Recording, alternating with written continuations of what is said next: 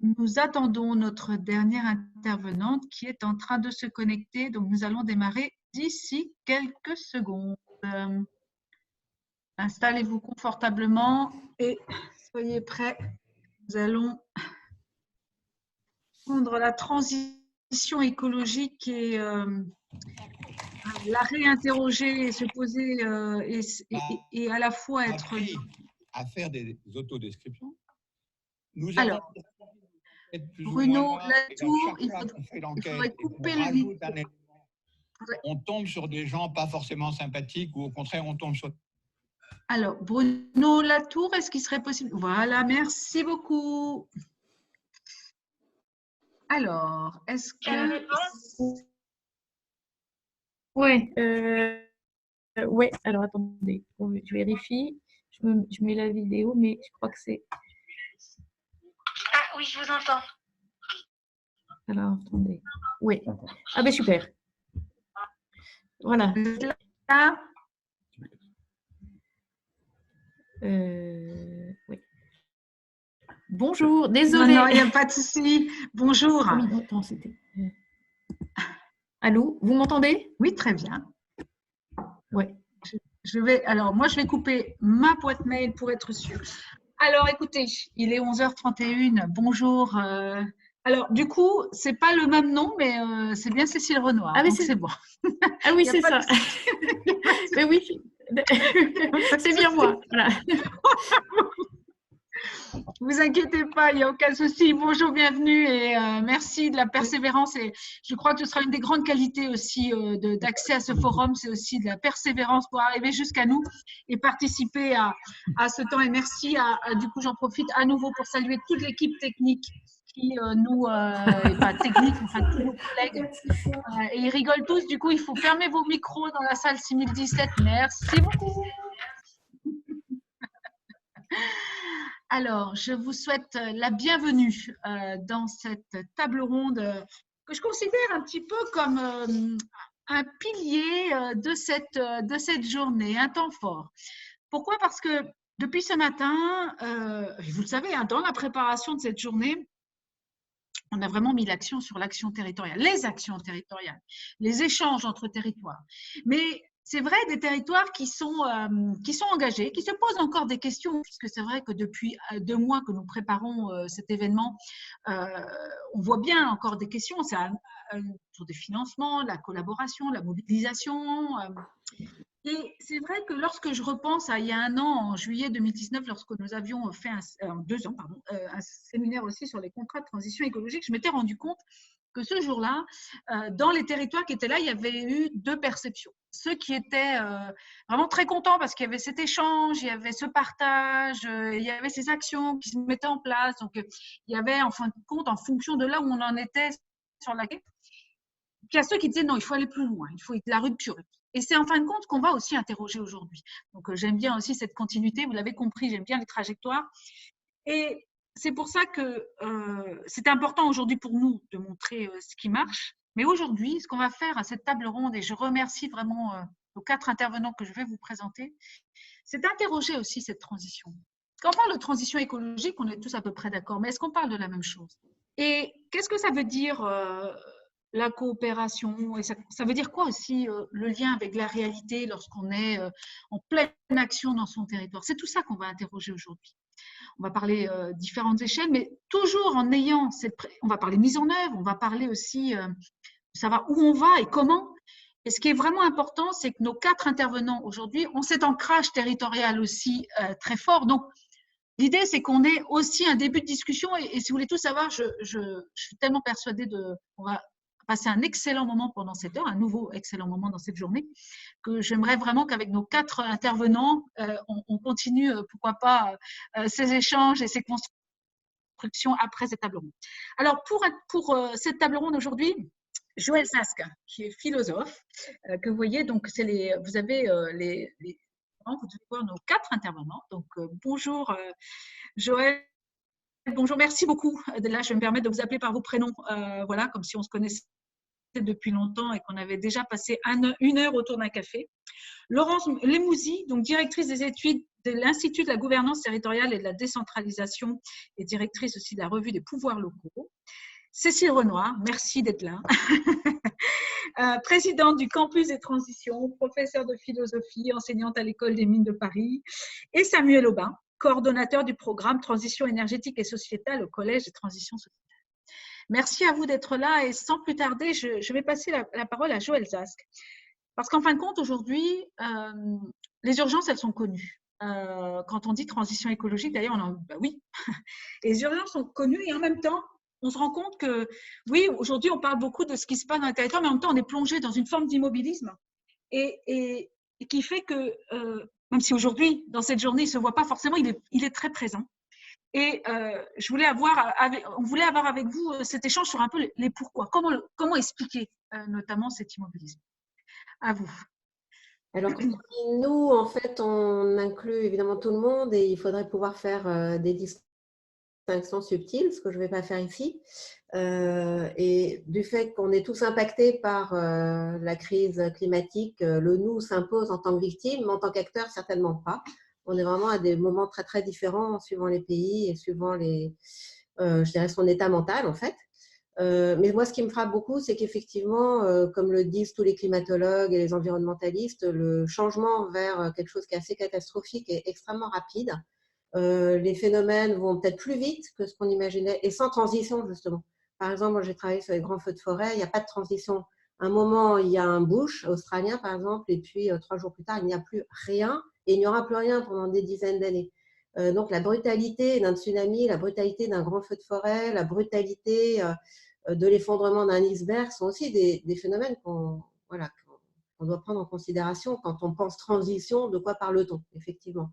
Et puis, d'un autre côté, je suis assez frappée par l'immobilisme, effectivement, psychologique et mental, voire intellectuel, d'un très, très grand nombre de gens. Alors, ce n'est pas nous, ce n'est pas tout le monde, mais je trouve que d'une part, il y a une espèce de permanence de vieilles questions métaphysiques qui reviennent tout le temps sur le devant de la scène, et dont, par exemple, le transhumanisme est partie prenante, parce qu'entre le projet transhumaniste et la tour de Babel, finalement, c'est un peu comme 2 petits pois dans une cosse, quoi. C'est exactement le même projet. Donc, où est l'évolution, où est la transition? Là, moi, je ne la vois pas. C'est-à-dire qu'il s'agit de quitter la Terre, il s'agit de sortir de son enveloppe corporelle, d'échapper à la mort, et choses de ce genre. Et puis, un autre phénomène, moi, qui me semble aussi un peu sous-estimé, encore une fois, ce n'est pas tout le monde, bien sûr, mais voilà, qui est extrêmement prégnant et puissant au plan politique, c'est, disons, le retour à des formes complètement obscurantistes du religieux. Alors, on peut penser évidemment à l'islamisme, mais pas que. Il y a, par exemple, aujourd'hui l'évangélisme, qui est quand même une espèce de déferlante. On a vu qu'il y a quasiment, enfin, disons qu'avec Quanon et bien d'autres groupes, donc qui s'en est pris au pouvoir de la démocratie libérale. Il en va de même, Bolsonaro est un évangélique. Enfin, il y a cette composante-là qui est très, très forte. Et je ne vois pas que d'un côté, l'évangélisme, de l'autre, enfin je dis l'évangélisme puisque là c'est quand même, on est dans des groupes de 30% de la population américaine ou australienne ou brésilienne, hein, donc on n'est quand même pas dans le détail. Mais je ne vois pas que d'un côté l'obscurantisme et de l'autre le transhumanisme soit vraiment disposé à quelque chose qui est de l'ordre de la transition, alors que ce sont des forces dominantes, enfin peut-être pas dominantes, mais en tout cas très très grandes aujourd'hui. Donc, je crois qu'il faut s'adresser aussi à ces problèmes-là et justement se demander, mais de quelle transition parle-t-on? Parce que la transition pour un évangéliste, la transition pour un transhumaniste, pour un effondriste ou pour moi, ce n'est pas du tout la même. Donc, je trouve que l'écologie, justement, nous oblige à penser un écosystème entre des choses extrêmement différentes et donc de retisser des liens avec tous ces gens, en quelque sorte, pour qu'on arrive à un discours commun. Voilà, c'est un peu ce que je dirais. Bon, en plus, la transition évoque évidemment des changements graduels, un peu sous contrôle. Il y a aussi un usage assez idéologique de la transition qui, il me semble, apparu dans le vocabulaire politique pour éviter de dire pays sous-développé. Donc, on a commencé à parler de pays en voie de développement et donc de transition vers… alors là aussi, c'est comme l'idée de développement durable. Faut-il se développer? Faut-il arrêter de se développer? Faut-il que tous ces pays qui étaient réputés sauvages ou sous-développés deviennent aussi industrialisés que nous? Bon, voilà, il y a plein de questions comme ça qui se posent. Donc, rien que faire un petit chantier sur le mot de transition, je crois que ça serait une manière de créer des liens écosystémiques entre nous. Merci beaucoup. Alors en même temps, je pense à mes collègues qui, au retour de Rio en 92, me disaient qu'ils avaient mis 2 ans à identifier ce qu'on voulait dire par développement durable. Donc j'imagine que relancer ce chantier serait peut-être compliqué. Mais, et du coup, ce qui est intéressant, c'est vrai qu'on parle beaucoup dans cette journée, notamment, mais pas seulement, puisque le lien entre les territoires sur le pair à pair, et c'est vrai que c'est important que ce que vous rappelez aussi, c'est-à-dire qu'on n'est pas éloigné de grands mouvements au niveau impact aussi directement. Laurence Lemouzy, que je trouve intéressant, c'est quand en fin de compte, vous parlez acteur public et imaginaire. Je trouve que ce lien n'est pas forcément celui qu'on utilise. On ose encore un petit peu parler maintenant de récit, mais pas forcément de tout ça. Et du coup, on a parlé là de réinterroger la transition, de ce que ça veut dire, de se mettre en lien aussi avec des gens qui, pour l'instant, sont très éloignés de ce que nous, enfin, en tout cas, ceux qui sommes nous réunis collectivement aujourd'hui. Et je voulais voir, comment vous, par rapport à cette solution qu'on dit locale aujourd'hui, la ministre l'a rappelé ce matin en disant que le national au service aussi des territoires, pour vous, justement, par rapport à cet immobilier, cette recherche imaginaire, est-ce que la solution, elle est locale? Alors, d'abord, bonjour, merci pour votre accueil. Le local est une partie de la solution. Ça ne peut pas être la solution, parce que je pense qu'il faut prendre garde au risque de s'enfermer dans le local. La solution, elle est locale et globale. D'ailleurs, comme la solution, elle est aux mains de l'État et des collectivités territoriales. Je pense qu'il ne faut pas perdre de vue que la puissance publique, c'est l'État et les collectivités territoriales. Alors, peut-être j'avais trois axes ou 3 points que je voulais exposer. Vous dites en préambule d'ailleurs de cette rencontre que le point d'arrivée de la transition est flou. Alors c'est vrai qu'il est flou. On connaît, et Joël Zax l'a rappelé, des événements brusques, radicaux, mais qui quand même masquent des transformations à bas bruit. Et dans ce moment-là, je pense qu'il est important que les élus disent peut-être davantage ce en quoi ils croient et moins ce qu'ils font. Souvent, on a un catalogue de mesures, on dit ce qu'on fait, mais où veulent-ils nous emmener? Où veulent-ils emmener la société locale et donc nationale? Et ceci est à relier peut-être au fait qu'aujourd'hui, il est plus facile d'administrer des lieux, les fameux territoires, que de stimuler des liens. Or, stimuler des liens, c'est forcément œuvrer dans le domaine de la transition, notamment écologique, c'est lutter contre les pannes de la coordination que beaucoup d'acteurs qui sont derrière l'écran doivent connaître. Lorsqu'une région envisage, par exemple, de couvrir 100% des besoins en énergie du territoire par des énergies renouvelables, ça concerne aussi bien la rénovation des lycées, les transports routiers interurbains, des politiques publiques qui sont assez sectorielles, qui n'ont pas forcément pour habitude de se croiser. Et je crois qu'il faut un grand talent aujourd'hui pour nouer conversation, pour imaginer des alliances et donc pour franchir les frontières administratives. Peut-être deuxième point, c'est facile de dire ce en quoi on croit. C'est dire en quoi on croit, c'est dire aussi le possible en sachant qu'il me semble que le quotidien est-il devenu, redevenu, en tout cas il est stratégique. Et sur ces questions de transition, l'ordinaire, le quotidien va devenir extraordinaire. Et la transition écologique, on peut la voir comme le fil auquel on va se retenir pour que le quotidien soit synonyme de simplicité, de sobriété et qu'il soit respectable au sens propre comme au sens figuré. Troisième point peut-être pour faire ce chemin ensemble, c'est qu'on parle actuellement beaucoup de différenciation. Les acteurs territoriaux le savent bien. La différenciation, c'est tenter de donner des remèdes différents à des territoires qui ne souffrent pas des mêmes maux MAUX. Or, la différenciation ne peut rien sans une culture de la subsidiarité. Il existe aujourd'hui une armée de réserve, comme on les appelait dans la Rome antique les subsidiarii.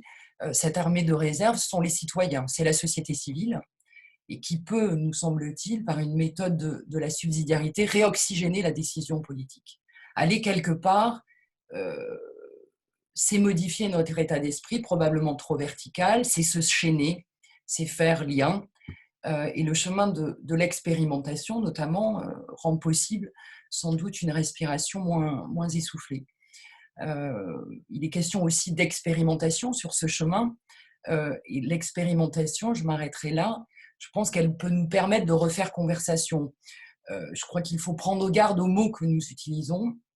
On parle beaucoup de territoire. Le territoire, pour ceux qui réfléchissent à cette question, on sait, c'est soit une fiction juridique, c'est un fantasme, alors que les citoyens, eux, ils parlent de leur terre, de leur ancrage, de leur village, de la mer, du littoral. Donc, je crois qu'activer cette subsidiarité et donc lutter contre les pannes de la coordination, c'est aussi une affaire de mots, c'est une affaire de lecture bien faite de la réalité.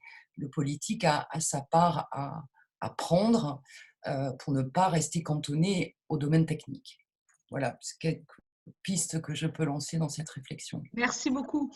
Du coup, je vous rappelle que vous pouvez poser des questions via le chat qui nous permettra en fin de compte de rebondir, parce que ce qui était important pour nous dans cette table ronde, c'était de privilégier aussi les échanges, et même si nous sommes en format webinaire, l'idée c'est que vous puissiez aussi poser des questions.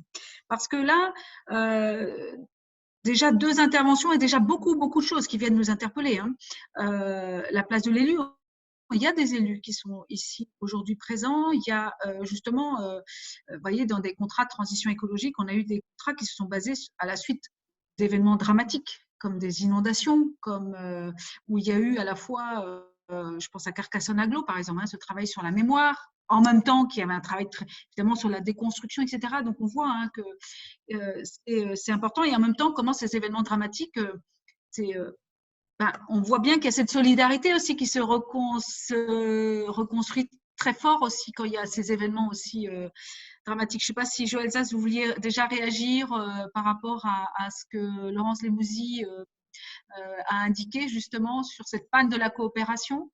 Est-ce que ça renvoie aussi par rapport à ce que vous disiez sur Oui. que la transition écologique, c'est aussi via la transition, enfin via la démocratie? Oui, en effet, et je crois que le terme de territoire est peut-être aussi un peu problématique parce que c'est un terme administratif. Et il est vrai que les gens, quand ils sont sur le terrain, ne pensent pas dans des termes administratifs. Et justement, l'administration va les séparer au lieu de les unir, puisqu'il s'agit de découpage qui ne dépendent pas du tout d'eux. Je pense par exemple en Corse, que j'étudie beaucoup, que je fréquente, le village, c'est le pays, ou les paèses. Et voilà, et penser chaque entité géographique comme un pays, à la fois paysage et zone naturelle ayant son identité, avec des gens qui ont eux-mêmes des relations, disons, très spécifiques du fait qu'ils sont reliés à ce pays-là, qu'ils ont constitué et dont ils sont les héritiers en même temps.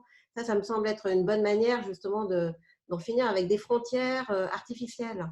Je crois que l'écologie supporte mal les frontières artificielles. L'écologie a besoin de séparation, bien sûr, qu'on appelle des niches en écologie. Tout n'est pas dans tout. Disons qu'il y a des passages entre les niches, mais que c'est un peu chacun chez soi aussi, dans la nature, dans son nid, justement. Mais par contre, tout ce qui est artificiel, tout ce qui est division artificielle, tout ce qui sépare de manière autoritaire les gens, sans que ce soit de leur fait, est vraiment là, pour le coup, un bâton dans les roues de l'avancée vers cette transition dont on parlait tout à l'heure. Donc, je crois qu'effectivement, repenser, disons, le pays comme pays et non comme territoire serait, alors, je pourrais le décliner très très longuement dans des termes administratifs et politiques, ce que je ne vais pas faire là, parce que ça serait beaucoup trop long, mais je pense que ça serait une nouvelle manière de faire de la politique, qu'on appelait cosmopolitisme d'ailleurs dans le temps, qui n'est pas l'international parce que la nation est un État territorial justement. Donc se débarrasser de l'idée d'État-nation et de souveraineté, ça serait, voilà, enfin, ça c'est pour dire les choses à un niveau beaucoup plus élevé. Mais là, il y a du pain sur la planche. Oui, puis du coup, je vois déjà des réactions et c'est vrai que nous, notamment en tant que service de l'État, hein, quand on porte des politiques publiques, en fin de compte, c'est vrai que les citoyens, en fin de compte, quand ils parlent de santé, ils se disent pas, tiens, je vais voir pour utiliser ma voiture, je vais aller voir quand même le service de l'État qui s'occupe des transports et puis après, j'irai voir l'autre. Voilà, c'est comment aussi nous, on doit aussi interroger par de la collaboration et de la coopération aussi ces passerelles entre politiques publiques. Ah oui. Que je trouve vraiment intéressant là-dessus. Et là aussi, on a beaucoup de travail, nous aussi, à faire. Et c'est pour ça que c'est important aussi, tout ce que vous dites. Et si je peux ajouter un petit mot, ce que je voudrais dire simplement, c'est qu'effectivement, quand on met la citoyenneté au service de la création du pays, si je peux dire, de l'entretien des espaces communs, du fait de balayer devant sa porte au lieu d'attendre tout des pouvoirs publics, et bien du coup, on apprend, quand on cultive son jardin, on apprend quelque chose sur soi-même qui ensuite peut être justement l'origine d'un vrai changement de mentalité. Moi, j'ai toujours pensé que si transition, disons, l'adoption du paradigme écologique dans la tête des gens, dans la profondeur de leurs sentiments et de leur cœur, ça passe par la contribution active de chacun à l'élaboration des conditions de sa propre vie. Je le crois vraiment. C'est ça que je pense beaucoup, moi aussi, à l'école, où on nous met bien aussi, on nous cloisonne assez tôt et du coup, c'est important. Du coup, j'ai beaucoup aimé aussi Laurence Lémousy sur cet ordinaire qui devient stratégique, qui redevient. Enfin, voilà. C'est aussi ça qui est important, cet ancrage, là aussi, par rapport à ce que l'on fait et aussi pour montrer, c'est vraiment important. Et du coup aussi, nous, acteurs publics, hein, puisque nous sommes majoritairement ici aujourd'hui, nous réinterroger aussi sur la manière dont on coopère au service, en fin de compte, à la fois des politiques publiques qu'on porte, parce qu'en transversal, elles se sentiront encore mieux. Et voilà. Donc, c'est important. Et ce dont on a parlé aussi, Laurence Lémousy en a parlé aussi, c'est la place de l'élu. Et en fait, on voit bien que quand on parle de transition écologique, Cécile Renoir, quand on parle de transition écologique, on parle aussi, Laurence Lémousy le disait tout à l'heure, l'expérimentation. Et on se rend compte, en fin de compte aussi, qu'on doit travailler sur la création de ces nouvelles compétences, mais qui ne sont pas des nouvelles compétences techniques. Et je voulais peut-être vous proposer, pour démarrer, de nous dire peut-être quelle place les changements de comportement ont comme place dans les défis qui nous attendent. Merci beaucoup et bonjour à toutes et tous. Alors oui, je m'inscris complètement dans ce qui vient d'être évoqué à la fois par Joël Zask et Laurence Lémousy sur cette importance à la fois de l'ancrage dans des territoires qui sont aussi des milieux vivants et dans lesquels nous sommes appelés voilà, à chacun pour sa part s'inscrire et sous l'angle d'expérimentation à la fois individuelle et collective. Et c'est, moi, je peut-être partir de l'expérience que je fais justement au campus de la transition, qui est une initiative que j'ai cofondée il y a un peu plus de 3 ans. Et nous sommes basés en Seine-et-Marne. Alors justement, notre communauté de communes s'appelle Communauté de communes du pays de Montereau, pour bien mettre l'accent sur justement cette notion de pays. Donc c'est le sud de la Seine-et-Marne. Et voilà, on est dans un domaine qui a été mis à disposition du projet, où l'idée, c'est à la fois pouvoir travailler concrètement dans un domaine et sur un territoire, à se mettre en transition de façon personnelle, mais aussi en groupe. Et on est une trentaine à habiter sur place. Je suis avec beaucoup de jeunes professionnels ou d'étudiants, dont certains sont en année de césure. On a des services civiques et autres. Tout ça pour vraiment essayer d'expérimenter, d'ailleurs tout à fait en phase avec les dimensions évoquées par la Convention citoyenne pour le climat, se dire que veut dire être à la hauteur de ces grands enjeux de transition écologique et sociale, sous l'angle à la fois de la mobilité, du chauffage, du rapport à l'énergie, à l'alimentation, aux loisirs, etc. Et cette expérimentation, elle ne se veut pas du tout repliée sur elle-même, mais vraiment en interaction avec des acteurs du territoire, que ce soit les collectivités territoriales, des entreprises, des associations. Et puis, la raison d'être du campus, c'est aussi de pouvoir accueillir des étudiants ou des professionnels dans le cadre de partenariats avec des écoles ou universités pour justement donner à voir peut-être ce que peut être une expérience très locale qui favorise un questionnement sur les transformations nécessaires à plusieurs échelles. Voilà, alors comme le temps est compté, juste peux dire que peut-être ce qui me frappe beaucoup à travers ce qui est à la fois pour moi de l'ordre de l'expérimentation sur différents domaines et d'une expérience au sens là de quelque chose qui invite chacun à relire ce qu'il éprouve, ce qu'il vit quotidiennement avec d'autres. C'est d'abord la nécessité justement précisément de relier ces échelles. Il y a ce qu'on fait là où on est ancré quelque part, mais c'est jamais sans lien avec ce qui se vit ou ce qui est décidé à d'autres échelles. Et puis, on a aussi de nombreuses discussions ensemble et avec ceux qui passent sur les postures qui permettent d'aller vers la transition au sens de comment est-ce qu'on transforme les choses justement, non seulement à la bonne échelle, mais à la bonne hauteur, et se dire peut-être qu'il faut privilégier un dialogue entre des postures, et je reprends les distinctions posées par Olin Wright, qui est un politiste qui réfléchissait aux transformations, en disant finalement, il y a des transformations qui sont faites dans une logique plutôt de rupture, d'autres qui sont dans une logique davantage réformiste ou symbiotique, et d'autres qui sont davantage dans ce qu'on peut appeler des expérimentations justement aux interstices. Et finalement, moi, il me semble qu'on a besoin de tout ça et que selon la sensibilité qu'on a ou la fonction qu'on peut occuper dans tel ou tel organisme, organisation, eh bien, on va être justement précisément dans une perspective qui soit davantage en rupture ou réformiste ou aux interstices. Donc ça, il me semble que c'est aussi faire dialoguer ces postures qui peut être extrêmement fécond pour faire avancer les territoires. Après, on a parlé tout à l'heure du récit ou des mots qu'on utilise, de l'ambiguïté qui peut exister. C'est vrai que ce qui m'a beaucoup frappé avec le terme de développement durable, y compris, c'est encore un peu présent avec le vocabulaire des ODD, c'est que parfois, entre guillemets, on noie un peu le poisson en étant peut-être pas suffisamment précis sur les contradictions ou en tout cas les fortes tensions qui peuvent exister entre des objectifs. Je pense par exemple entre les ODD 7 et 8, ODD le 7 sur le rapport à l'énergie et le 8 continue à parler de développement par la croissance, alors qu'il y a quand même un vrai problème à continuer à penser que la croissance du PIB tel qu'on l'a évalué jusqu'à aujourd'hui est la condition sine qua non d'un développement social. Voilà. Et donc, en tout cas, de pouvoir regarder les récits que nous utilisons, peut-être parfois les remettre en cause, c'est aussi une façon de s'interroger sur les récits qui vont nous permettre d'aller de l'avant ensemble, mais sans se payer de mots. Et ce qui me frappe aussi beaucoup dans les expériences, alors soit celles que je peux vivre au quotidien, mais en discutant avec d'autres, c'est aussi l'importance du collectif et finalement la force du collectif, à la fois en termes de mutualisation. Nous, on essaye de calculer l'empreinte carbone au campus. Et là, il y a un jeune ingénieur qui pilote l'équipe, qui essaye de regarder ce que ça veut dire de manière technique, un peu sur les scopes 1, 2, 3 du campus, que veut dire réduire cette empreinte carbone.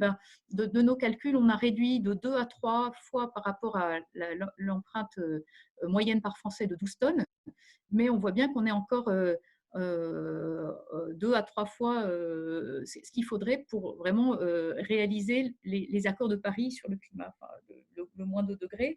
Bon, tout ça, c'est évidemment, c'est à gros traits, mais en tout cas, ce qui est certain, c'est que le fait de vivre en collectif permet aussi à la fois non seulement de mutualiser un certain nombre de choses, mais aussi de se laisser stimuler, encourager par les pas qui sont accomplis par tel ou tel domaine, et qui peuvent nous donner des idées. Et ça, il me semble qu'il y a aussi justement une forme de vertu des exemples que nous avons autour de nous, d'initiatives qui voient le jour et qui nous montrent, ça rejoint la question des récits, qu'on peut avoir une vie beaucoup plus sobre et du coup plus solidaire, mais qui soit liée à une meilleure qualité de vie. Et là, je rejoins aussi beaucoup ce que Laurence évoquait quant à la nécessité de cultiver les liens. Et finalement, c'est quand même ça, la qualité des relations à tous les niveaux, Et là encore, la force du collectif, c'est se dire qu'on n'est pas seul et face déjà à un certain nombre de vulnérabilités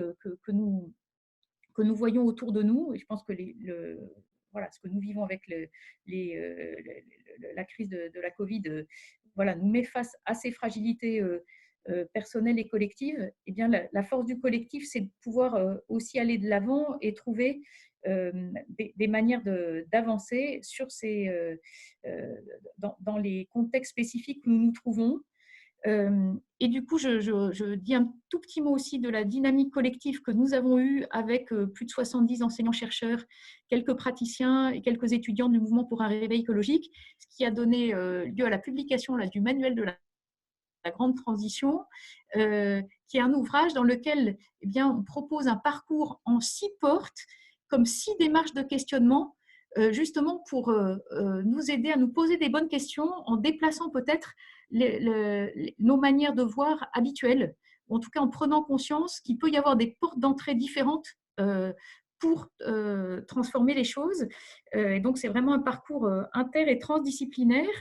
Voilà. Alors, on a utilisé des termes grecs, mais justement pour faire valoir la nécessité de regarder ce qui est au niveau des enjeux de la maison commune, et ça c'est le terme oikos, puis de ressources éthiques pour pouvoir appréhender les enjeux de justice des institutions et de vie bonne, on pourrait dire buen vivir si on utilise les termes utilisés en Amérique latine, et puis s'interroger du coup sur les systèmes de mesure, d'évaluation, les réglementations adaptées, ça c'est avec la notion de nomos, et puis la notion de récit ou de rationalité à l'œuvre, la porte logos, et la question des pratiques et des échelles de l'action, donc avec le terme praxis, et enfin avec la porte dynamis, interroger les moyens de se reconnecter à soi, aux autres ou à la nature.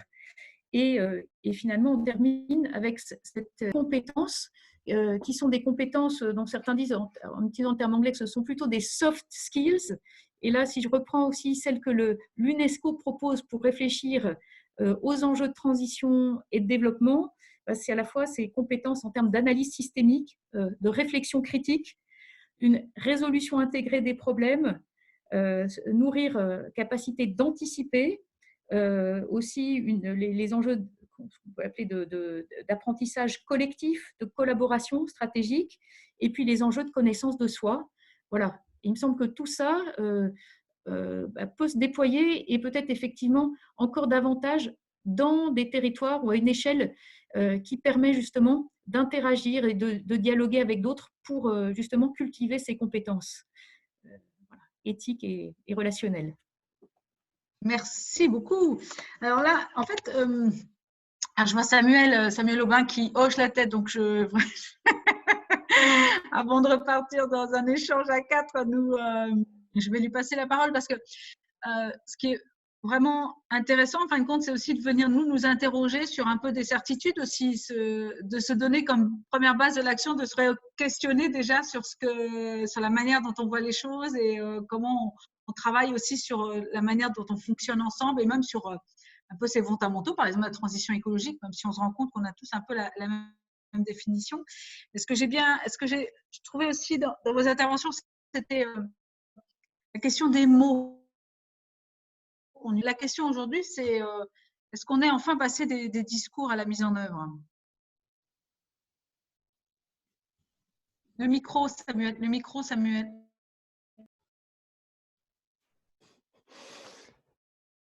Oui, bonjour à tous. Merci Sandrine. Et puis, je vais m'inscrire tout à fait dans les échanges. Effectivement, je hochais de la tête voilà, dans ce qui a été fait par Laurence et par Cécile, que je partage tout à fait. Oui, effectivement, la question de la mise en œuvre, parce que pour les territoires, je crois que c'est ça, voilà, c'est ça la question. D'une façon un peu opérationnelle, les territoires aujourd'hui sont en train de rédiger ce qu'on appelle des projets de territoire, avec beaucoup la question des transitions formulée différemment, mais elle est présente dans les projets de territoire. Et la question, au fond, c'est quelle va être la mise en œuvre. Et les résultats vont dépendre de la mise en œuvre. Donc, je crois que c'est voilà, ça la question. Alors, peut-être quelques mots pour savoir un peu d'où je parle. Donc, moi, je coordonne une expérience locale hein, qui se situe en Pays de la Loire, qui est un programme d'action recherche qui est porté par 30 partenaires en Pays de la Loire. Et vous trouvez parmi ces partenaires l'essentiel des acteurs qui ont ensemble à accompagner les territoires dans ces logiques de transition. Donc, vous trouvez l'État, vous trouvez la région des Pays de la Loire, vous trouvez l'ADEME, vous trouvez des opérateurs comme Enedis, vous trouvez Nantes Métropole, un certain nombre de territoires, des associations spécialisées, des syndicats d'énergie. Bref, tous ces acteurs qui ont en charge en fait, de faire de ce sujet majeur un sujet commun et puis d'accompagner ensemble les territoires. Et donc, c'est un programme qui existe depuis 2015 et qui est en train de préparer sa 3e étape 2021-2024. Et l'objectif de ce programme, au fond, c'est d'apprendre ensemble à faciliter l'émergence et le développement des dynamiques collectives sur les territoires, en ciblant, quand on parle de territoire, en ciblant l'échelle des EPCI. Mais bien sûr, il faut articuler différentes échelles. Et quand je dis ça, j'insiste tout de suite sur cette dimension d'apprentissage parce que je crois qu'il faut le dire, quand on parle de transition, on ne sait pas. En fait, on ne sait pas comment mener ces transitions-là. On est clairement en train d'entrer dans un monde nouveau avec des transformations, Joël l'évoquait, Laurence aussi, Cécile aussi, qui sont d'une telle ampleur qu'on est vraiment confronté à du nouveau et qu'il faut qu'on apprenne ensemble à mener ces transitions.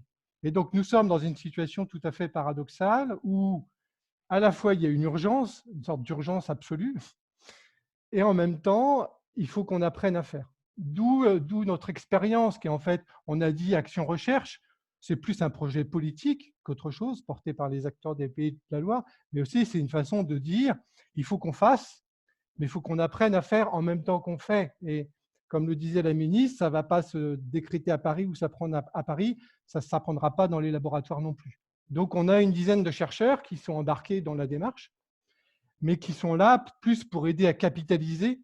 C'est vraiment un projet qui est porté, y compris dans sa gouvernance, par ces 30 acteurs.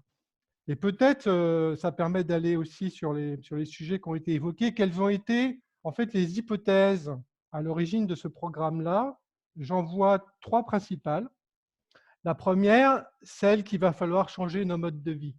Vous connaissez cette formule célèbre, le mode de vie des Américains n'est pas négociable. Eh bien, il va falloir négocier. Donc, les modes de vie, c'est quoi? C'est à la fois quelque chose de très simple, c'est la façon dont nous mangeons, la façon dont nous nous déplaçons, la façon dont nous habitons. Mais c'est aussi, en fait, un peu plus complexe que ça, c'est-à-dire, ce sont en fait nos pratiques, celles au final qu'il nous faut changer.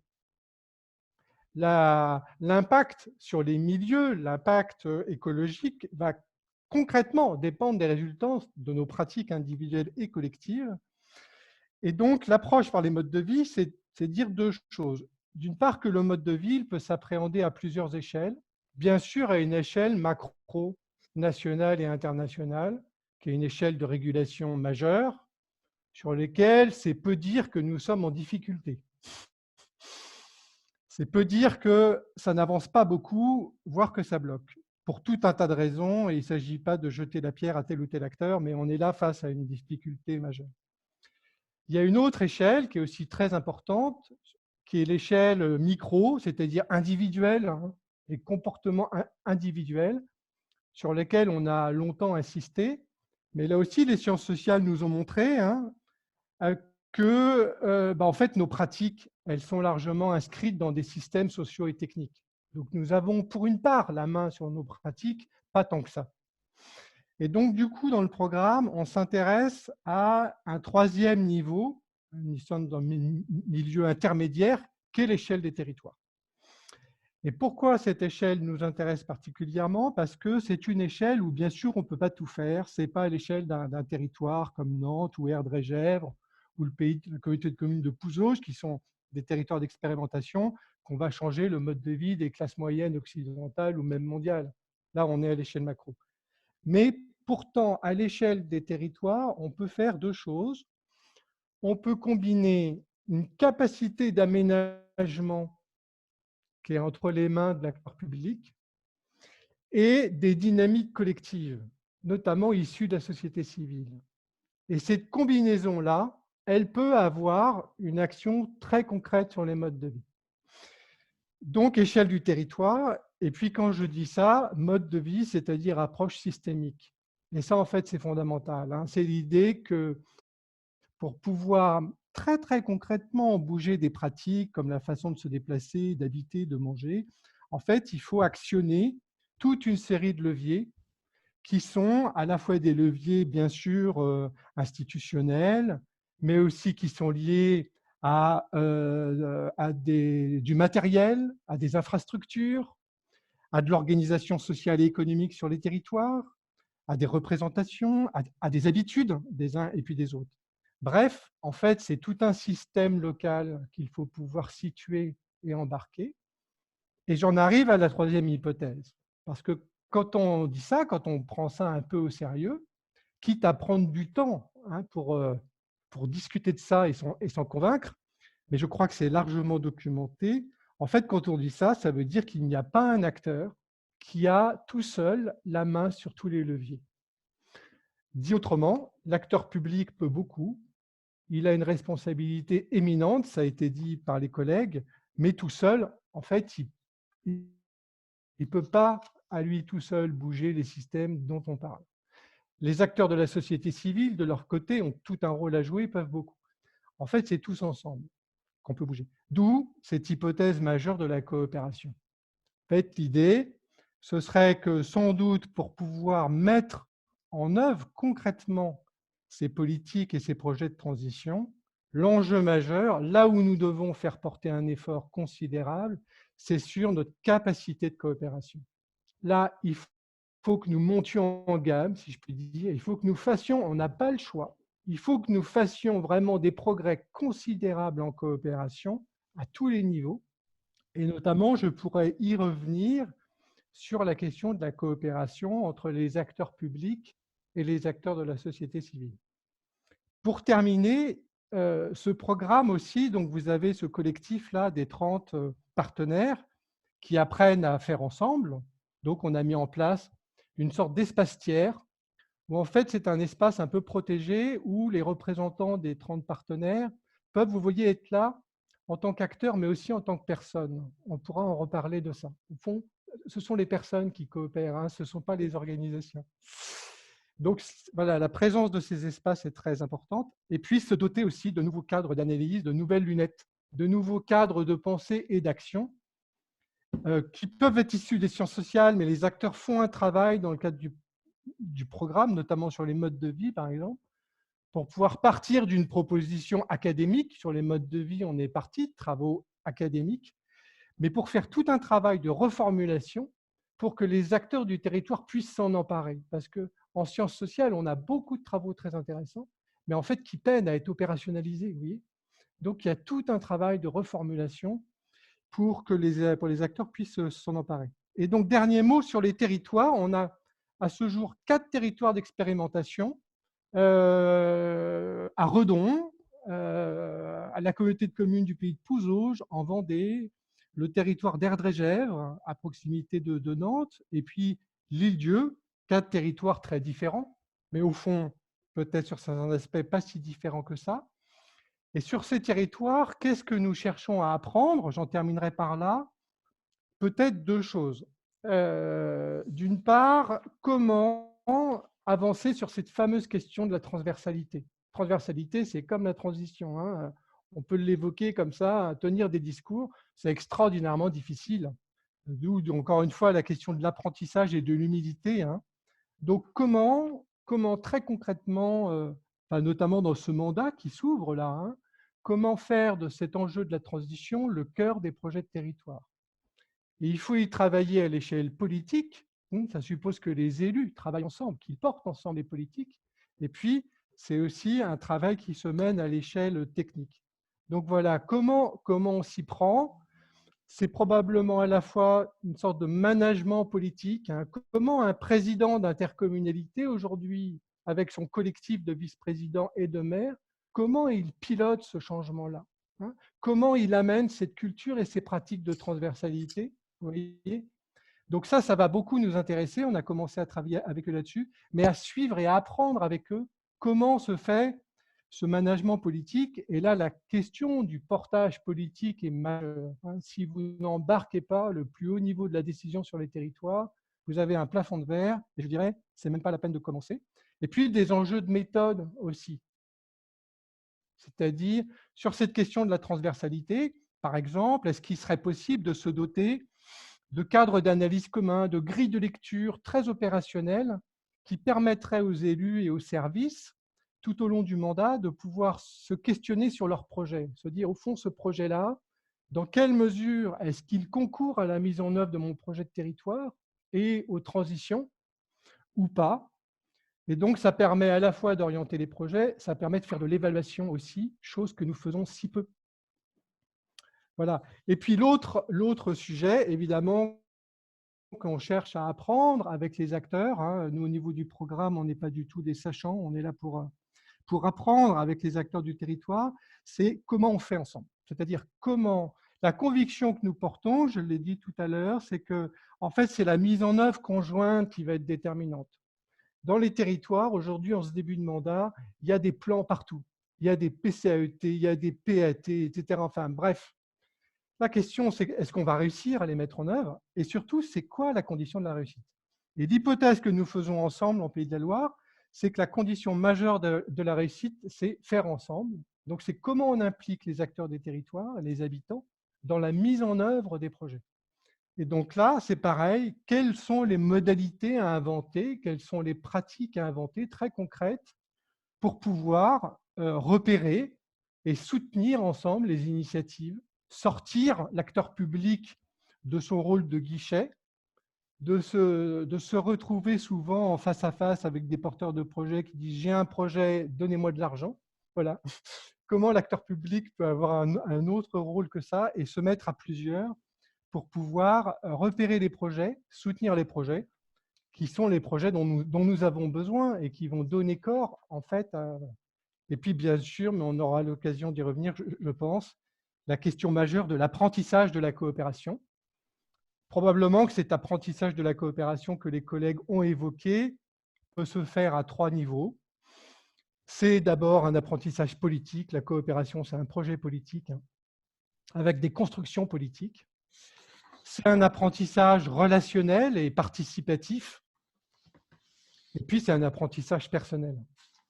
Donc là, ça nous ramène aussi à l'expérience personnelle qui a été évoquée et au travail sur soi, au chemin que chacun d'entre nous va avoir à faire pour pouvoir travailler sur sa prédisposition, en fait, dans quelle disposition il arrive pour travailler avec d'autres, dans quelle mesure on peut apprendre à avoir un peu moins peur des autres.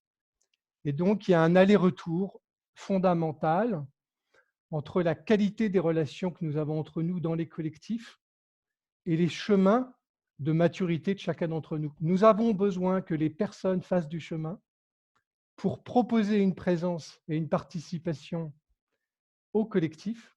Et nous avons aussi besoin d'une qualité de nos collectifs qui sollicite les acteurs, pas seulement du côté de l'exécution ou de la reproduction, mais du côté des sujets et donc du côté de la créativité. Voilà, tout ça en apprentissage, ensemble avec, encore une fois, beaucoup d'humilité.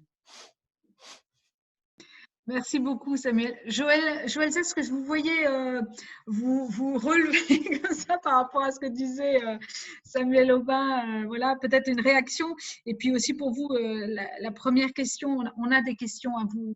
Ça crée beaucoup de questionnements, tout ce que vous nous apportez ce matin. Donc ça, c'est vraiment, donc on va les partager. Mais peut-être justement, est-ce qu'il y a une réaction par rapport à cette question de l'apprentissage et de la qualité de la relation? Oui, là, je crois que l'école, par exemple, pourrait jouer un rôle très important dans l'acclimatation des futurs citoyens ou des habitants simplement à la prise en charge d'une partie je ne dis pas de leur subsistance ou de leur mode de vie, mais d'une partie de disons, d'une coopération, justement, d'une contribution c'est peut-être le terme que j'utiliserais, à la création de modes de vie communs ou à la création de conditions matérielles de vie commune.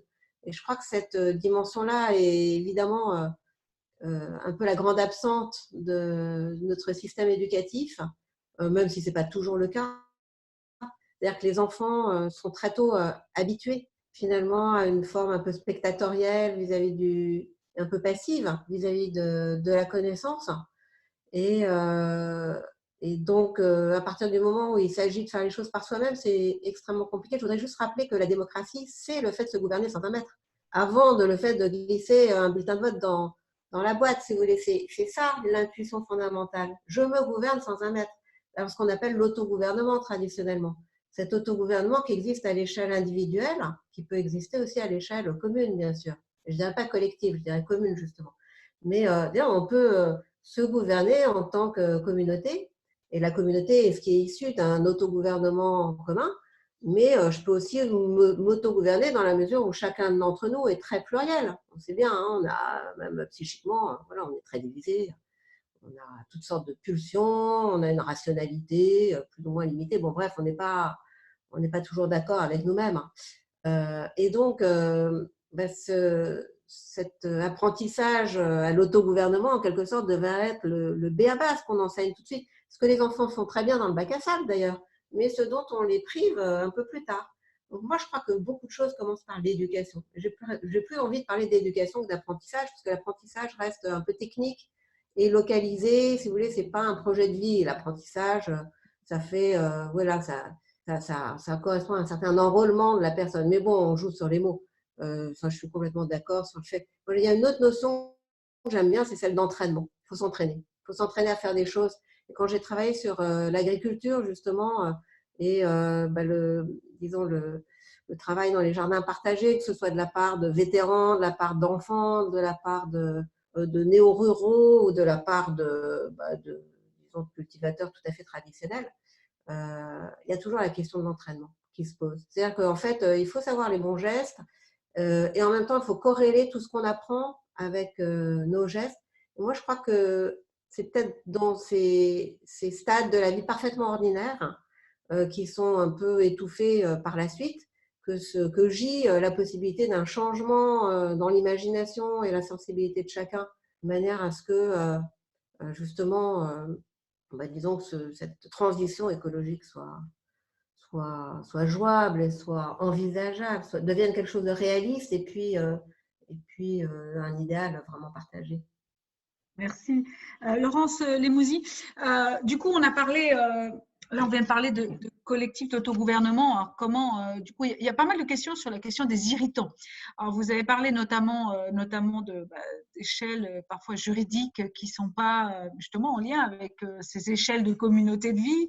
Et est-ce qu'il y a d'autres irritants parce qu'en fin de compte, on se rend compte que quand ces irritants, par exemple sur croissance et transition, en fait, quand elles arrivent dans la discussion, en fait, souvent elles cassent le débat parce qu'on n'arrive pas à s'entendre. Comment on fait pour les dépasser, pour continuer cet échange, et est-ce que vous voyez d'autres irritants? Merci pour la question. Les irritants, oui, ils sont nombreux, ils sont souvent dans les postures, en fait. Les irritants, si je me place du côté des territoires, en tout cas des acteurs locaux, c'est l'État qui veut faire à la place, il y a beaucoup de postures, il y a la relation entre les acteurs locaux et les acteurs nationaux, c'est je t'aime moi non plus, on est dans des rapports quand même de la collectivité un peu adolescente vis-à-vis de l'État. Il y a des scènes nationales très liquides où on est dans la posture, et puis il y a des scènes territoriales très solides où on a tous, État et collectivité, les mains dans le cambouis, et on s'aperçoit qu'effectivement, on ne peut pas être seul à résoudre un problème. Donc, il y a ces effets d'optique, en fait, sur ce théâtre national et le terrain d'action local qui peuvent être très déstabilisants pour les acteurs. Ça, c'est irritant.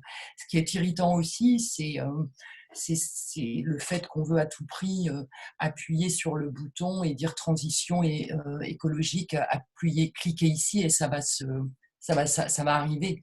Hein, c'est le solutionnisme. Or, ce chemin-là, on peut le faire sur un moteur de recherche, on ne peut pas le faire dans le réel. Donc, je partage tout à fait la nécessité de se coordonner. Il faudrait, ce qui est irritant, c'est que il y a des califes qui veulent l'être à la place des califes, pardonnez-moi le terme, c'est-à-dire que je crois que les acteurs, les experts doivent maîtriser leur technique, ils le font parfaitement, ils ont des compétences, ils le disent avec leurs mots. Donc il y a ceux qui décrivent, ceux qui ont les aptitudes, qui ont le savoir, ils décrivent, ils prescrivent, ils proscrivent par moment. Et puis il y a les conteurs. Ceux qui racontent une histoire, cette expression n'est pas du tout péjorative, c'est que l'élu fasse de la politique et l'acteur, l'agent public, le fonctionnaire soit un technicien et que les deux ne se percutent pas autant qu'ils se percutent. Je trouve que, bien sûr qu'un élu doit avoir un savoir des politiques publiques, il doit avoir ses repères. On sait que les chaînages, les dispositifs financiers, juridiques sont complexes. Mais je crois que si on était un peu tous davantage à notre place, ça fonctionnerait peut-être un peu mieux. Je sais que ce que je dis peut être un irritant, mais je trouve que par exemple, la parole politique porte beaucoup de chiffres, beaucoup de données, mais les chiffres et les données, c'est bon pour l'évaluation, ça ne fait pas un projet. On ne fait pas un projet en donnant des chiffres. Le projet est une autre type de narration. Et moi, ce qui me surprend beaucoup aujourd'hui, c'est que le secteur économique dit plus sa raison d'être que la puissance publique elle-même. Il n'y a qu'à regarder des émissions, des clips sur les chaînes de télévision ou sur Internet. C'est L'Oréal qui nous parle du harcèlement de rue, alors qu'on pourrait se douter que c'est plutôt une parole publique qui le dit. Attention à ce que la puissance publique ne soit pas à la traîne de l'imaginaire économique. Y compris sur les questions qui sont les nôtres. Donc, je crois qu'il y a une confiance à réactiver chez les acteurs publics pour se donner les mots et dire tout ce que ces acteurs font et disent de la société qui est en train de se dessiner. Voilà ce que... Et sur l'éducation, ce que disait... Joël Zask, je n'ai pas une virgule à changer, parce que beaucoup de nos difficultés et de nos freins viennent que des braquets, des changements culturels, d'état d'esprit ne sont pas enclenchés parce qu'ils n'ont pas été pris aussi assez tôt probablement. Et ça, c'est, me semble-t-il, extrêmement important. Est-ce qu'il y avait d'autres irritants pour Samuel Aubin, Joël Zask, Cécile Renoir? Je pense que c'est important. C'est aussi des questions qui reviennent dans le chat. C'est qu'on aille justement aussi titiller un petit peu ces irritants pour justement qu'on ait des pistes de travail aussi pour avancer. Hein, parce que l'entraînement, l'apprentissage, voilà, est-ce qu'il y a d'autres choses que vous releveriez par rapport à ce qui a déjà été dit? Moi, ce que j'ai envie de... Ah, pardon. Bon, je vous laisse. Je vous en prie. Qui c'est qui veut démarrer? Cécile Renoir. Non, mais il y aurait beaucoup à dire. Moi, il me semble que, enfin, une des difficultés que je perçois, et c'est un peu ce que j'évoquais tout à l'heure avec le fait que les mots rendent parfois les situations et justement les tensions opaques, enfin, ou opacifient la réalité des difficultés à coopérer justement, à regarder les difficultés très quotidiennes d'un certain nombre de personnes à entrer dans des pratiques plus sobres, etc., qui vont davantage dans le sens de la transition ou des transformations. Effectivement, je pense que parler de transformation, c'est parfois permettre peut-être de montrer qu'il s'agit de réelles transformations. Et que c'est très concret de choisir de ne pas prendre sa voiture individuelle.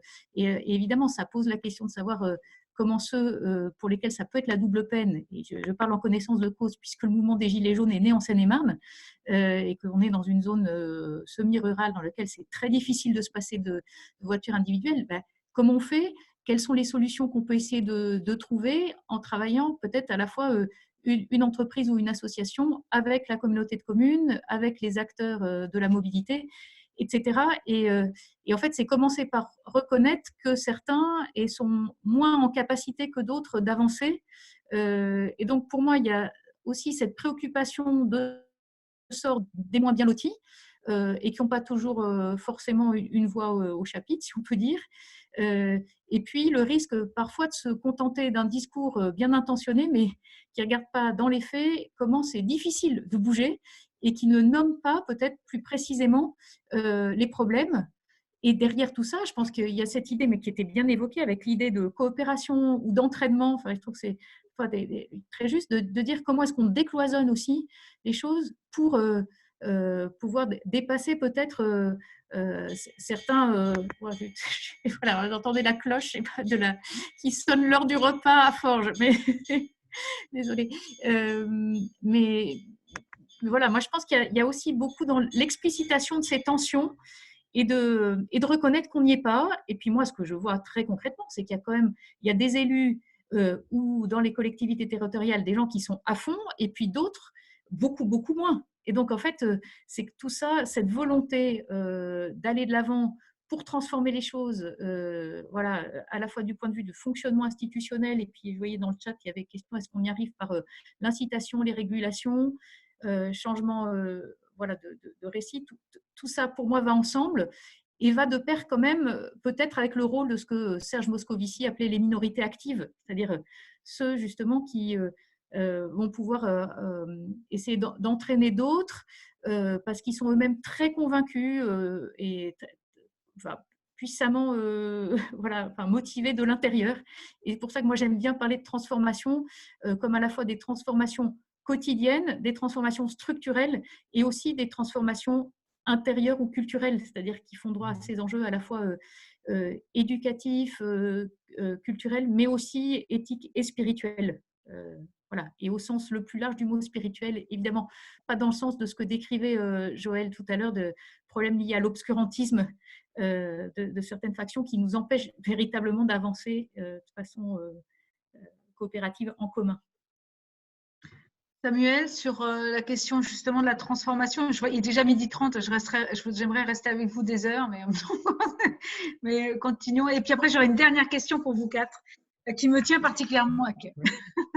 Je crois effectivement ce que disait Cécile, je crois que c'est intéressant de parler de transformation, peut-être plus que de transition, ça évoque pas la même chose, mais ce sont bien des transformations qu'il faut conduire. Et je me retrouve tout à fait dans ce qui a été dit sur les différents niveaux, registres de cette transformation. Par rapport à la question éducation, apprentissage, tout à fait d'accord sur le projet éducatif. Toujours est-il qu'il faut faire avec les acteurs, là, si on prend encore une fois, c'est une façon très opérationnelle, hein, dans ce mandat sur les territoires, avec les équipes qui démarrent ces mandats, c'est avec eux qu'il faut faire. Et donc, du coup, ils ne vont pas retourner à l'école. Et du coup, quels sont les espaces où peuvent se jouer ces apprentissages, ces changements de représentation qui sont fondamentaux pour faire autrement. On va pas faire on fera pas différemment avec les mêmes représentations. Donc, il faut ouvrir des espaces où les conditions entre les acteurs, entre les personnes, facilitent des prises de parole, facilitent des échanges et qui permettent ces changements de représentation. Je crois que c'est très, très important. Donc, voilà, par exemple, au sein d'un collectif d'élus, pendant ce mandat-là, comment mettre en place des modalités entre eux qui vont leur permettre d'entrer dans une dynamique d'apprentissage tout au long de ce mandat et non pas on a un programme et on va dérouler notre programme parce qu'on a bien vu par exemple que ce mandat il a démarré par la crise sanitaire, donc ça donne le là tout de suite, c'est-à-dire que ça ne va pas du tout se passer comme on aurait pu le penser et il va falloir de plus en plus apprendre à gérer des chocs et avancer dans une profonde incertitude. Donc voilà, donc ça je pense que le fait de mettre en place des modalités, des espaces tiers entre les acteurs, et puis des possibilités de passer effectivement de l'action, expérimenter sur projet, hein, d'une façon très, très concrète, et puis faire du retour d'expérience, tout autant de pratiques dont on n'a pas beaucoup l'habitude. Oui, c'est ça. C'est-à-dire qu'après, on aurait pu pendant des heures aussi parler du droit à l'erreur, de ce que cela nous apprend. C'est ça, Cette c'est question ça. d'entraînement aussi, je trouve que c'est beaucoup lié. Alors moi, j'aimerais beaucoup apprendre à planter, vous voyez, mais j'ai pas la main verte, par exemple. Mais il faut s'entraîner. Ben, je trouve que c'est un peu ça aussi. Quand on parle de transformation, du coup, je pense que ça va aussi beaucoup nous parler. Alors, du coup, dernière question pour vous, parce que on a parlé de récit, on a parlé d'imaginaire, on a parlé de posture aussi.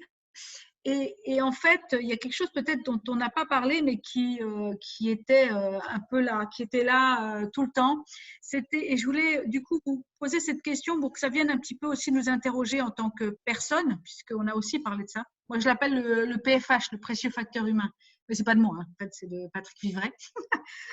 Mais du coup, c'est la place de l'intime et du sensible. Alors du coup, je vais transformer ma question du coup, dans cette transformation qu'on attend de nous. Parce qu'en fin de compte, ça nous interpelle beaucoup là-dessus. Et j'aurais voulu avoir, voilà, en quelques mots, votre vision là-dessus, sur la place de l'intime et du sensible dans cette transformation. Je ne sais pas qui veut commencer. Je sais que Cécile Renoir, vous deviez nous quitter bientôt, mais si vous voulez démarrer, comme vous voulez. Oui, entendu. Mais moi, c'est quelque chose qui me tient aussi beaucoup à cœur. Et au campus, on parle de pédagogie dite tête-corps-cœur, qui est une manière justement d'inviter à, voilà, pas en rester à un diagnostic intellectuel, mais essayer, comme on pourrait dire, de faire descendre. Certains disent, parlent de compostage des émotions. Je ne sais pas si c'est très heureux, mais c'est de se dire comment est-ce qu'on nous peut-être nous apprenons, et avec d'autres souvent, à nommer les émotions qui nous traversent, parfois le sentiment de peur, de colère, ou parfois la tentation du découragement ou autre. Et du coup, se rapporter chacun de nous à ce qu'il ressent profondément, est aussi une manière de pouvoir s'ouvrir à ce que vivent d'autres, je pense. Voilà, on peut parler d'éthique de la vulnérabilité ou autre. C'est cette expérience que nous faisons, chacun d'entre nous, de notre propre vulnérabilité, je pense qu'il nous ouvre aussi à celle des autres, et au souci voilà, aux soins communs de notre demeure commune, et les uns et les autres. Et je pense que ça, c'est un énorme enjeu, quelles que soient les fonctions que nous avons et nos situations dans des collectivités territoriales ou ailleurs. C'est de se rapporter à cette dimension intérieure, alors que certains appelleront la dimension spirituelle, mais celle qui nous aide voilà, à puiser à la fois dans des ressources, pour certains à des sources. Voilà. Et je pense que ça, c'est peut-être ce travail-là, à un niveau individuel ou collectif, qui est celui qui nous assure, au sens sans garantie, mais qui est peut-être une assurance forte que nous pouvons traverser aussi des épreuves collectives ensemble, et essayer de trouver des chemins. Voilà. Et donc, je pense qu'effectivement, cette notion-là, elle est fondamentale. Merci. Qui souhaite intervenir sur cette question? Joël Zask, oui. Oui, enfin, c'est vrai que c'est très, très intéressant de voir comment rapatrier des principes généraux dans son intériorité. C'est toujours un peu délicat quand on n'est pas l'émetteur de ces principes. Mais disons que le sensible, alors comme Cécile l'a suggéré, le sensible, c'est quelque chose qui s'entraîne aussi. En fait, on le voit bien dans le domaine de l'art, qui est vraiment passionnant, parce que justement, s'entraîner à regarder, s'entraîner à écouter, s'entraîner à sentir de manière olfactive, entraîner ses sens, comme on peut le faire si on joue l'aveugle en quelque sorte. C'est vraiment des choses qui nous mettent en relation avec toutes sortes d'événements autour de nous, dans notre environnement, qui autrement sont complètement invisibles. Par exemple, il y a une énorme priorité qui est accordée au voir, au visible, à la visibilité. Et d'ailleurs, l'esprit voit. L'esprit, c'est la lumière. Donc, il y a une espèce d'indexation de l'intelligence sur la lumière, sur le visible, qui met en berne un peu tous les autres sens. Et je crois que, justement, détrôner, enfin, c'est important de voir, hein, je ne veux pas dire que je souhaite perdre la vue, mais détrôner, disons, le visible de sa première place, de son piédestal par rapport aux autres sens, ce serait vraiment une manière de modifier notre sensibilité, là, au sens le plus matériel du terme, physique. ça serait la modifier, la modeler, la remodeler d'une manière vraiment très, très intéressante, il me semble. Merci. Samuel, Laurence, Samuel, oui. Oui, enfin, effectivement, je crois que c'est une question fondamentale. Peut-être deux choses par rapport à ça. La première, au début de notre échange, Joël indiquait les écarts entre certains groupes sociaux. C'est une question fondamentale. Il va falloir faire du lien, il va falloir dialoguer entre des groupes et des personnes avec des représentations et des logiques très différentes. Et je pense que pour faire ça, qui est une opération critique, il faut aller chercher en soi des dimensions plus profondes. C'est vrai que les acteurs, hein, si on voit la dimension sociologique des acteurs, et si on les considère comme gouvernés essentiellement par leurs intérêts, ils sont absolument incapables de faire ça. Un acteur, il va négocier. À un moment donné, les acteurs ont des intérêts convergents ou pas convergents, ils négocient. Mais pour pouvoir dépasser des différences, donc des moments conflictuels forts, ce que nous allons devoir faire, il faut aller chercher effectivement, je crois, quelque chose qui est de l'ordre de l'intime en soi, et qui est sans doute quelque chose de l'ordre d'un vrai désir de l'autre. Pas une sorte de figure morale, il faut que je fasse avec l'autre, ou pas une vision utilitariste. Je pense que dans ces moments-là, que nous allons devoir traverser, dans lesquels nous sommes déjà d'ailleurs, il faut aller chercher quelque chose de plus profond. Donc là, il y a un lien direct, je crois, entre l'intime et puis des enjeux sociaux et puis politiques. Et puis la dernière chose que je voulais dire, c'est que nous sommes des êtres de désir. Enfin, clairement, ce qui nous bouge, c'est quand même cette dimension émotionnelle, affective, désir. Et je repense à ce que Spinoza nous disait, vous savez, sur les émotions. Et il nous rappelait que le sentiment qui nous rend le plus capable, c'est la joie. Je trouve ça quand même très intéressant, puisque ce dont nous avons le plus besoin, c'est d'agir, c'est de faire. C'est donc de développer notre capacité d'action individuelle et collective. Et ça, nous rappelle Spinoza, ça se fait effectivement plus avec une émotion de joie qu'avec de la tristesse et de la colère. Du coup, comment ensemble on cultive, sans être naïf, hein, la joie, c'est pas tourner le regard quand la situation est difficile, c'est sans doute pas ça, mais comment on cultive de la joie en nous-mêmes et ensemble pour pouvoir être plus capable. Laurence. Alors, votre question me désarçonne. Alors, peut-être qu'avec le nombre des années qui se voient quelques cheveux blancs, j'ai compris sans doute que le bonheur était une éducation. Et peut-être qu'il faut qu'on le comprenne en ce sens. Et je me dis que sur ces sujets, prendre précaution, arrêter les gestes brusques et les paroles peu nuancées pourrait nous permettre de voguer sur cette transition de façon, si ce n'est légère, mais moins chahutée. Voilà, je me dis que l'émotion, la sensibilité à ce que ressent autrui permettrait peut-être plus de transversalité. Arrêter de se demander mais quelle est la pensée de derrière de chacun, quelle est la pensée de derrière, qu'on soit d'institution à institution, d'être humain. Probablement, il n'y a pas de pensée de derrière. Intéressons-nous à ce qu'il y a plutôt devant. Voilà. Et cette idée de chemin que vous évoquez me fait penser à ce bonheur qui est une éducation, c'est-à-dire un chemin. Je suis sans voix, en fait. Je vous avoue, je pense que il y a beaucoup de commentaires aussi dans le chat et c'est enregistré. Et donc, voilà, moi, je ne peux que vous remercier tous les quatre pour tout ça. Il y a énormément de choses à faire, sans doute aussi dans la manière aussi dont on travaille ensemble avec tous les territoires. J'ai envie de garder aussi le côté entraînement, apprentissage, éducation. Puis la joie aussi, je pense que ça nous caractérise pas mal. Encore beaucoup de défis. Je trouve que cette question de la transformation, on l'a déjà abordée aussi avec d'autres partenaires. Mais surtout, en fait, voilà, j'ai peu de mots à part vous remercier parce que je crois qu'il y a beaucoup de choses aussi à intégrer, voilà, à diffuser par rapport à tout ce que vous avez dit, qui viennent aussi beaucoup nous chercher parfois dans nos certitudes, nous rappeler aussi qu'on se questionne souvent pas assez par rapport à ce qu'on porte, que ce soit politique publique, la manière dont on les porte ou les relations entre nous. Donc, je trouve que c'est vraiment passionnant. Il y avait encore beaucoup de questions, mais voilà, le temps est déjà passé et je pense que il y a beaucoup de choses dont on va pouvoir réfléchir, retravailler suite à cette table ronde. Merci beaucoup.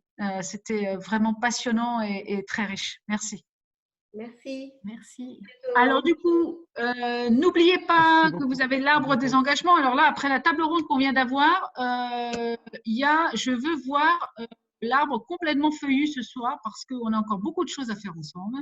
N'oubliez pas de mettre vos commentaires, de partager aussi. J'ai vu des partages de références, c'est vraiment important.